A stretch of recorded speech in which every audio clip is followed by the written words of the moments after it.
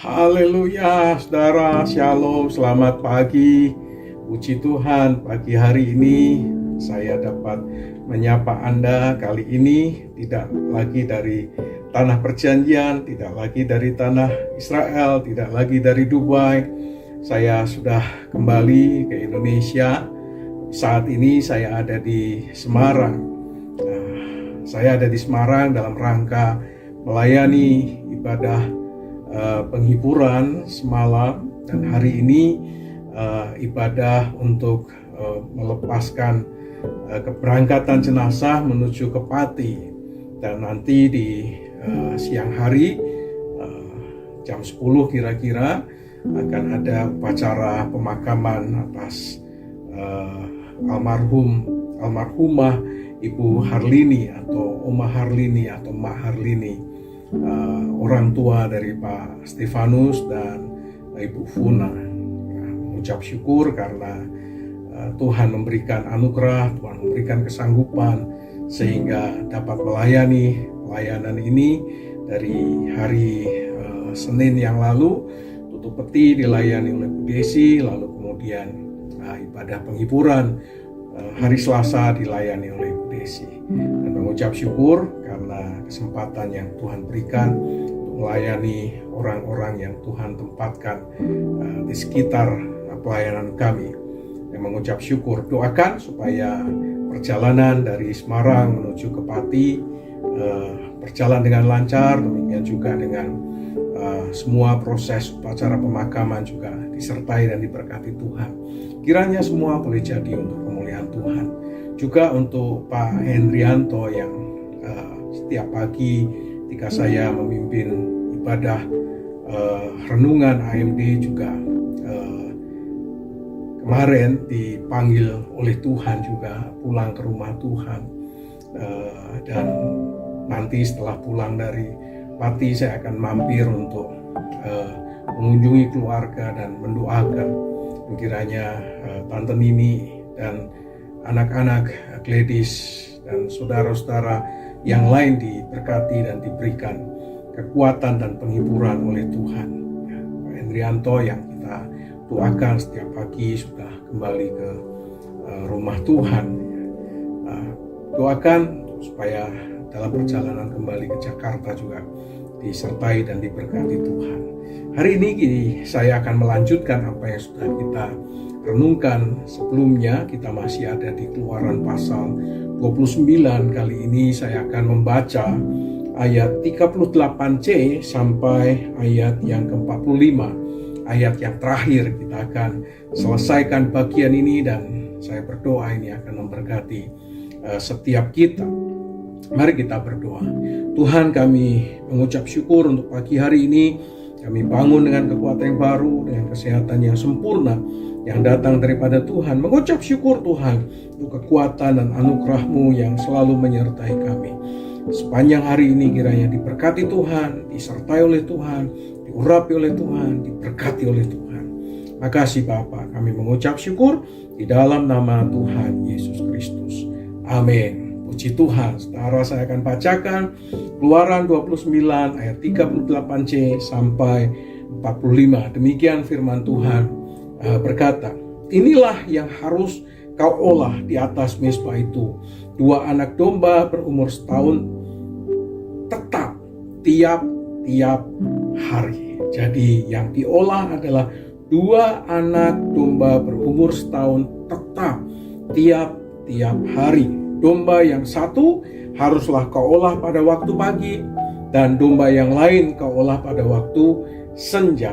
Dan beserta domba yang satu kau olah 1/10 eva tepung yang terbaik dengan minyak tumbuk 1/4 hin, dan korban curahan dari 1/4 hin anggur.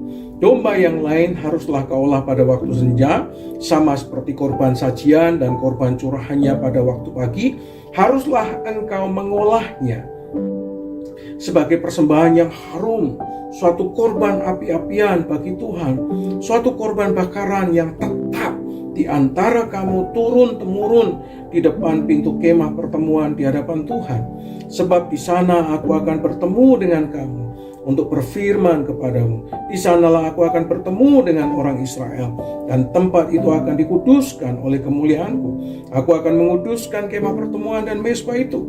Haruslah Harun dan anak-anaknya akan kukuduskan, supaya mereka memegang jabatan imam bagiku. Aku akan diam di tengah-tengah orang Israel, dan aku akan menjadi Allah mereka. Maka mereka akan mengetahui bahwa akulah Tuhan Allah mereka, yang telah membawa mereka keluar dari tanah Mesir, supaya aku diam di tengah-tengah mereka. Akulah Tuhan Allah mereka. Jadi saudara sekalian yang dikasihi Tuhan, Alkitab jelas menyingkapkan kepada kita bagaimana supaya Allah tetap ada di tengah-tengah kehidupan kita, supaya Allah tetap ada di tengah-tengah umatnya, supaya Allah tetap ada di tengah-tengah persekutuan kita. Bagaimana supaya itu terjadi? Saudara, Alkitab mengatakan ada dua hal. Yang pertama, secara tetap turun-temurun harus memberikan korban bakaran, korban api-apian bagi Tuhan, yang dikorbankan dari seekor domba yang berumur 1 tahun, 2 kali, pagi hari dan petang hari. Pagi hari diolah domba jantan yang berumur 1 tahun, dicampur dengan berbagai macam olahan lainnya, yaitu 1/10 eva tepung yang terbaik dengan minyak tumbuk 1/4 hin dan korban curahan dari 1/4 hin anggur. Lalu kemudian dikorbankan di hadapan Tuhan pada waktu pagi, dan juga hal yang sama dilakukan, dikorbankan kepada Tuhan pada waktu petang atau pada waktu senja. Tuhan ingin supaya kalau mereka melakukan itu, Tuhan akan ada di tengah-tengah mereka. Tuhan ada di antara umatnya.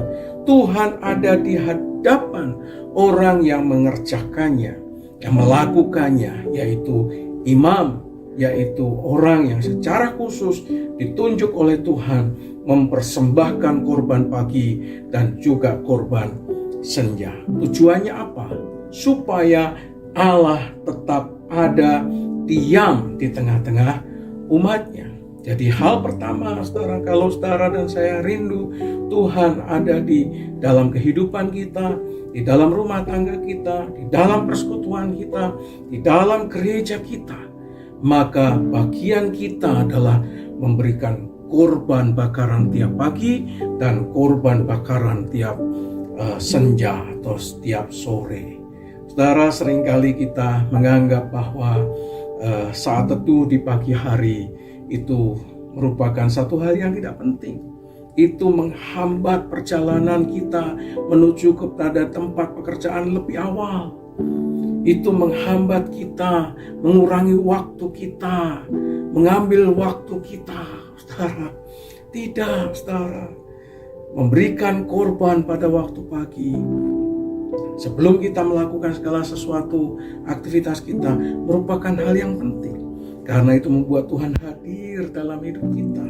Demikian juga pada waktu petang, membuat Tuhan hadir dalam kehidupan kita. Akan ada drakor, kan ada film, kan ada, kita perlu ini, kita perlu shopping, kita perlu ke mall. Tak ada waktu untuk memberikan korban bakaran di waktu petang hari. Saudara, seringkali kita ada begitu banyak agenda, yang seringkali agenda-agenda itu kalau diteliti lebih jauh, dievaluasi lebih jauh, dapat dilakukan lain kali, dapat dilakukan di waktu yang lain, saudara. Tapi yang lebih prioritas, kita membakar korban bagi Tuhan, mengucap syukur kepada Tuhan untuk hari yang Tuhan anugerahkan, jauh lebih penting, karena itu akan membuat Tuhan hadir di tengah-tengah hidup kita. Saudara, rindu Tuhan hadir dalam kehidupan saudara.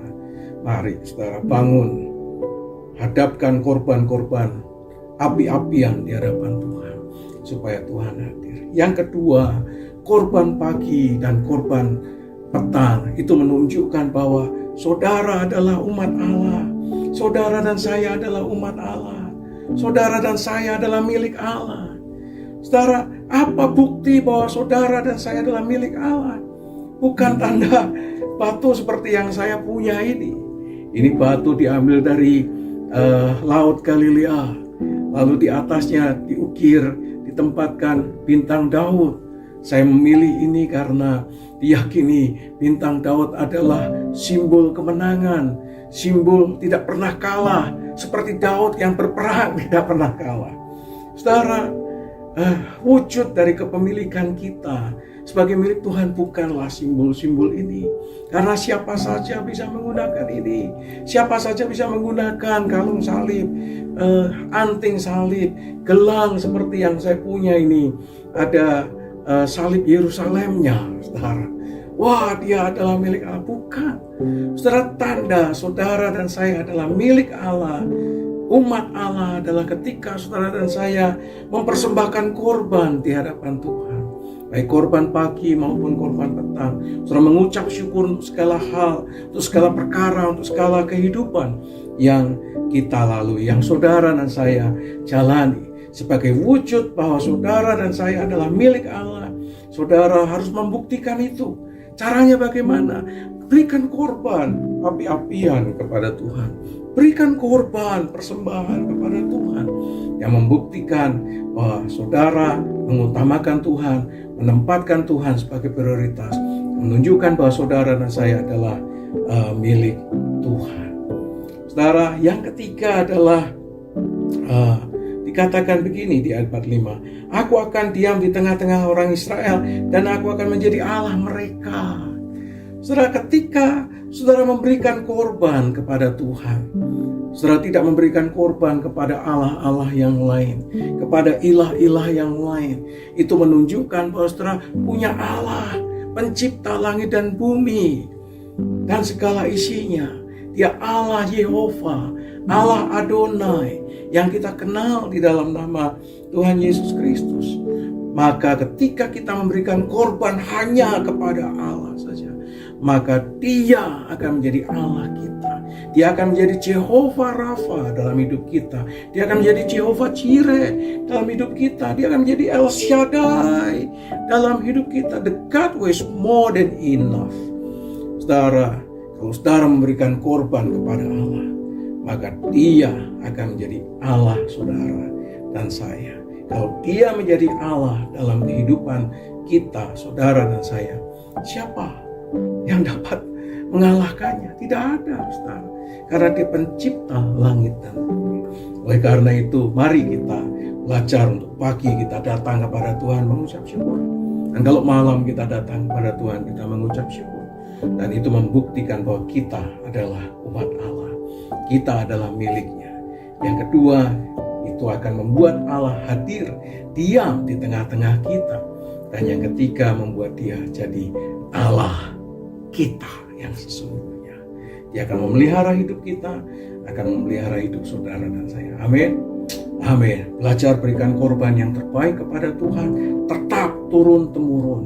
Dan itu boleh diwariskan kepada anak-anak, supaya anak-anak juga melakukan hal yang sama. Amin. Amin. Tutup Alkitabmu, mari kita berdoa. Kami mengucap syukur Tuhan untuk pagi hari ini. Kami menyerahkan semua aktivitas kami sepanjang pagi hingga petang nanti dalam tangan anugerah Tuhan. Kami memberkati Tante Nini dan Gladys dan keluarganya. Tuhan berikan kekuatan, Tuhan berikan penghiburan. Irene yang akan kembali dari Australia dan suaminya juga disertai oleh Tuhan. Kiranya sungguh Tuhan memberikan penghiburan dan anugerah. Dan semua upacara baik tutup peti maupun proses pada penghiburan, pemakaman atau yang lainnya, kiranya disertai oleh Tuhan, diberkati oleh Tuhan. Terima kasih Bapa, menyerahkan Tante ini dalam tangan anugerah Tuhan, dipelihara, diberikan anugerah oleh Tuhan secara sempurna. Kami menyerahkan untuk keberangkatan jenazah almarhumah Oma Harlini ke dalam tangan anugerah Tuhan. Dari Semarang ke Pati, demikian juga sampai ke tempat pemakaman, diberkati dan disertai oleh Tuhan. Berikan cuaca yang terbaik ya Tuhan, sehingga semua proses diberkati dan sertai Tuhan. Berkati Pak Stefanus dan keluarga besarnya, Tuhan memberikan kekuatan, penghiburan, dan anugerah Tuhan dalam hidup mereka, supaya mereka tetap menikmati kasih karunia Tuhan yang sempurna. Terima kasih Bapa, kami mengucap syukur, dan jadilah semuanya untuk kemuliaan nama-Mu. Kami memberkati Pak Narto, kami memberkati Pak Niko Raga, memberkati Pak Paji, memberkati jemaat-Mu Tuhan yang mengalami kelemahan tubuh, kiranya dipulihkan oleh Tuhan. Dalam nama Tuhan Yesus Kristus, kami menyerahkan hidup kami ke dalam tangan anugerah Tuhan sepanjang pagi hingga petang ini, ke dalam tangan anugerah-Mu Tuhan. Kami mohon penyertaan dan pengurapan-Mu, sehingga apa saja yang kami kerjakan dibuat oleh Tuhan berhasil. Kami menikmati apa yang kami taburkan, kami menikmati apa yang kami tanam, kami menikmati apa yang kami kerjakan, kami menikmatinya 30, 60, dan 100 kali ganda. Kami diberkati Tuhan, kami mau jadi berkat bagi banyak orang. Terima kasih Bapa, kami bersyukur di dalam nama Tuhan Yesus Kristus. Kiranya damai sejahtera dari Allah Bapa, cinta kasih sayang daripada Tuhan Yesus Kristus, persekutuan pertolongan pimpinan kuasa Roh Kudus menyertai saudara sekalian dari sekarang sampai selama-lamanya, di dalam nama Tuhan Yesus Kristus. Amin. Haleluya. Saudara, Tuhan memberkati saudara. Selamat beraktivitas, selamat menikmati hari ini. You are blessed.